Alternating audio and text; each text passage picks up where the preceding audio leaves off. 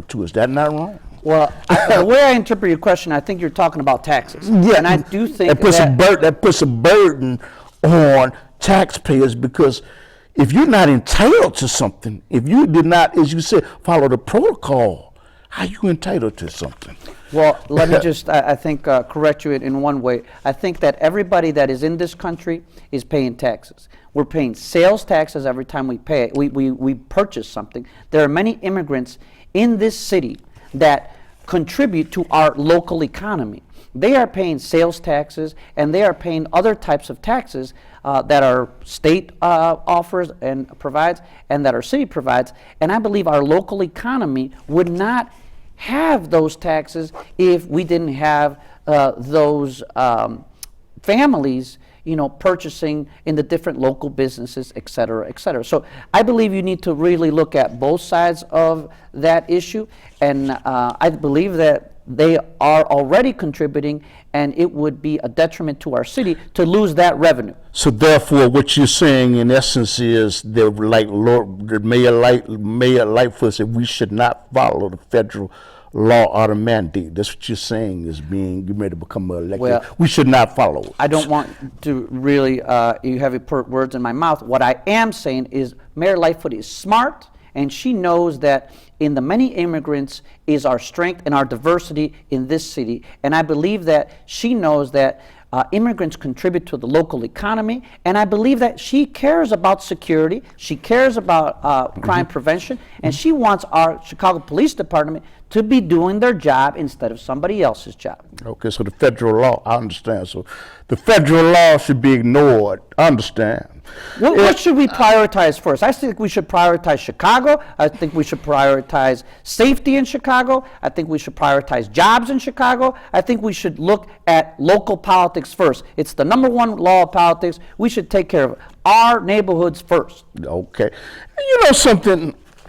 This is something that you said you wanted to discuss.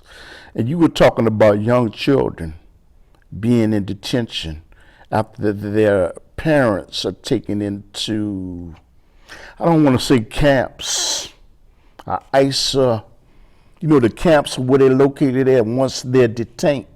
And you seeing the children being separated. And I think you may have said this wrong, or you may have didn't say anything in the way they're being treated. Would you like to expand on that? Yes, we have a situation now in which we have people looking for political asylum that are coming from different countries, and what's happening is we don't have the resources here in this country in order to properly address that topic. That's first and foremost. I do believe there is horrendous conditions in those detention centers, and we have had proof, and journalists go and visit, and we have had congressional members of Congress go and visit those facilities, and they all concur that at the present time those conditions are deplorable. And I mean, you have kids that don't have blankets, you have kids taking care of other kids, you have basically something that would go against any United Nations resolution. And so it is sad to see our country be in this situation. I believe we should definitely look at ways in which we can reform that process. And one of the ways that's already taken place is we are working with those other countries that I mentioned, Central America and Mexico, in having a system where some of those asylum seekers are no longer waiting for their cases to be done here in the United States. Now they are waiting in Mexico at the border and in Mexican territory. And from what I understand, even Mexico is now cooperating so that from Central America there is a protocol so there isn't as many people that are seeking asylum and waiting in U.S. detention center. That being said, we can allocate more resources for those kids because those kids are suffering trauma and will suffer a lifetime of regret that they went through those conditions. So we need to have the proper staff be able to deal with those kids so that if they do stay in the United States, they don't have any problems in later, having trouble in school or having, issues where they did not seek the proper treatment and they become productive members of society, like I was talking about those college-educated immigrants that can give back to our country instead of, somehow being affected emotionally and mentally. And so we need to deal with that problem. Those kids are going through some rough times, and those families are going through rough times. If your family was separated from you and you were separated from your kids, that would affect you mentally and physically for a long time. I'm going to ask you a question. This may sound cruel, what I'm going to say. And there's some people that want to know.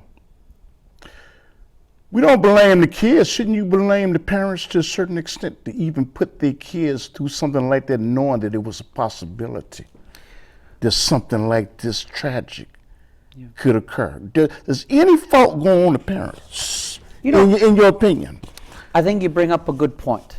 And I think what you need to look at is, where are these parents coming from? They're coming from an environment. If they stay in that country and if they stay in those conditions, they're going to die. And I'll tell you why. There is cartels and there is evil people that will definitely punish those families to the point of death. That is why they are leaving. They are leaving because it's a life and death situation. So if you want to, maybe look at the root being the parents, the parents are doing what's best for their kids, because if they stay, they're going to die. And there's a lot of people, me included.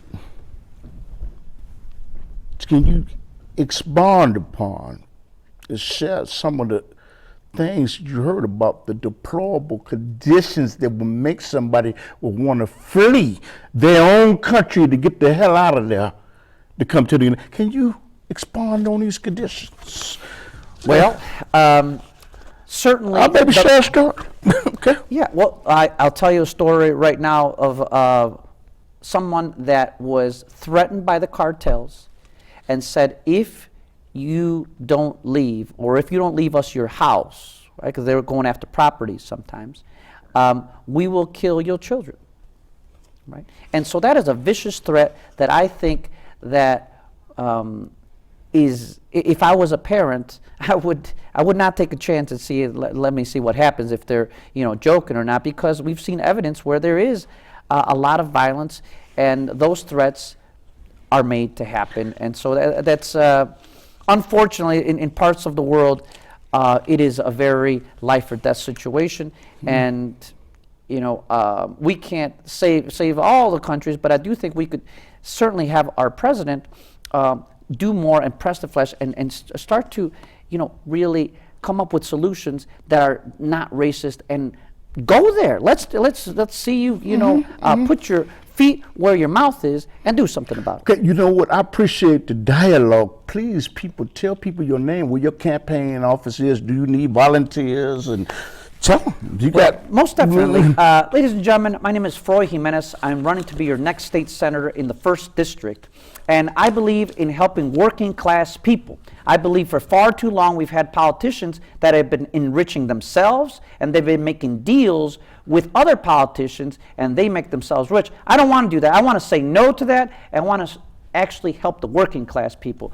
We're going to be walking the different areas and different neighborhoods of the district, which is among Pilsen, Bridgeport, Gage Park, McKinley Park, Brighton Park, Archer Heights, and Garfield Ridge, among other neighborhoods.